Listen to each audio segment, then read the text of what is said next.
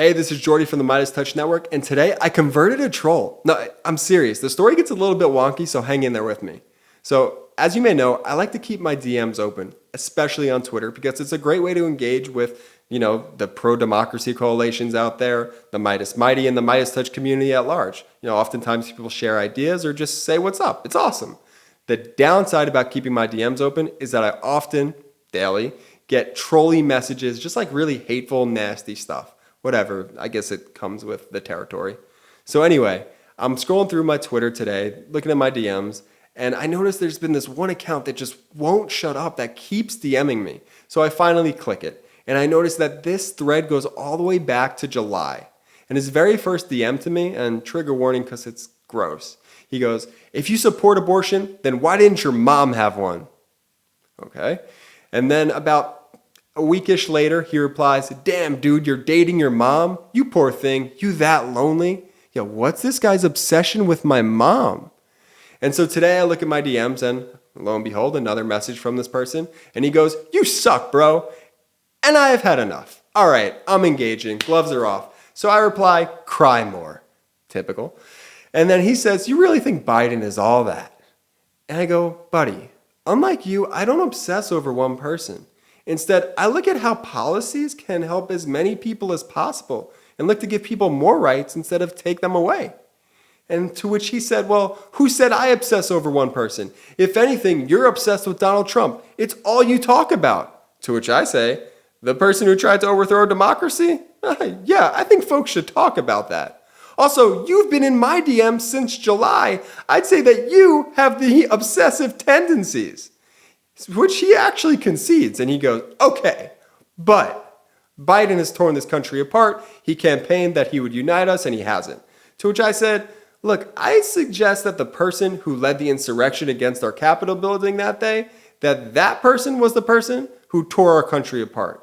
To which he says something to the effect of, "Gavin Newsom is a way better Democrat," which honestly was a huge curveball to me. Like, I had to take a step back. I was very confused by that comment, but yeah, Gavin Newsom is great. Awesome. I say, look, Biden's made it very clear. There are good Republicans. There are. However, you can't argue that there is a fraction of the ultra MAGA base that's dangerous, violent, and are frankly insurrectionists. He goes, "I don't trust Biden at all. We need someone young." And when did being older make you less trustworthy? To which I say back to him, honestly, what's not to trust? In less than 2 years, Biden's restored transparency and integrity to the White House. He's restored faith in our DOJ while expanding diversity throughout the executive branch. He halted the federal death penalty. He's appointed the most federal judges at this point in his tenure since Reagan. He signed the Inflation Reduction Act, the American Rescue Plan, the Infrastructure Law, Gun Law, the CHIPS Law, the Packed Burn Pits Act, and the Anti-Asian Hate Crimes Law. He updated and reauthorized Violence Against Women Act. I could go on. And to which he just replies, "He's too old in my opinion." And I go, "Look, man, you're entitled to your opinion. That's what makes this country so great. But you can't overlook the great bills that he's been able to pass, especially for our veterans." I go, "Hey man, look, I appreciate at this point the civil discourse that we're having, going back and forth. But why'd you come in so hot? Now, don't get me wrong, I'm not trying to talk down to you. Don't you think we'd be better off as a society if we sort of led with kindness versus you saying I should be aborted?" And he goes, "I'm sorry, man." And this is the thing that trolls do. Once you engage with them and really talk to them, they always apologize. They're keyboard warriors that frankly, are keyboard warriors. He goes, "I like Gavin Newsom a lot though." Again, the Newsom stuff is just the most confusing in this whole conversation, but it's neither here nor there for right now. I like Gavin Newsom too.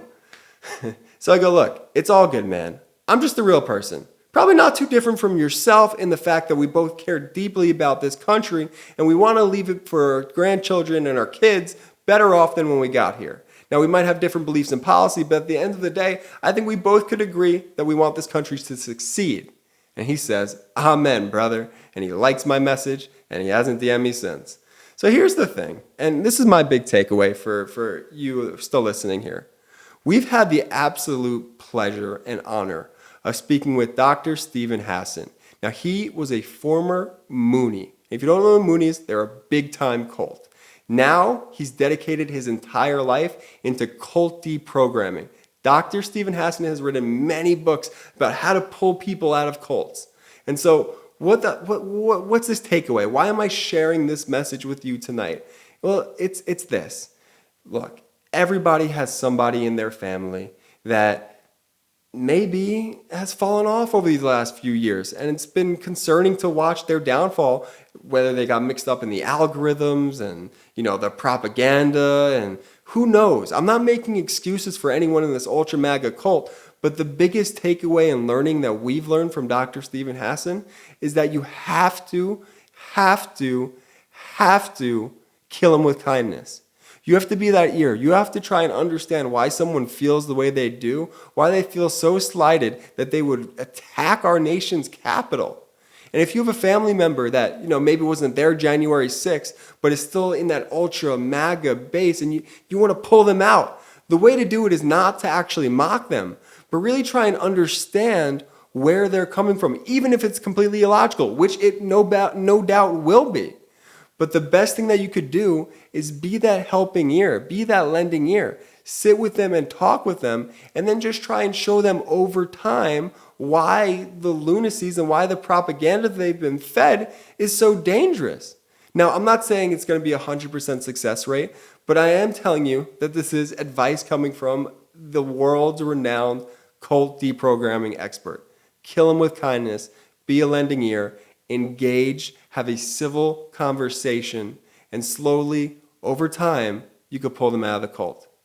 Hey, thank you so much for watching. If you enjoyed this video, please subscribe right now to the MeidasTouch YouTube channel. Thank you. This November is Rovember. MeidasTouch just released its brand new collection of Rovember t-shirts and pins to let the country know what's at stake this upcoming midterm election.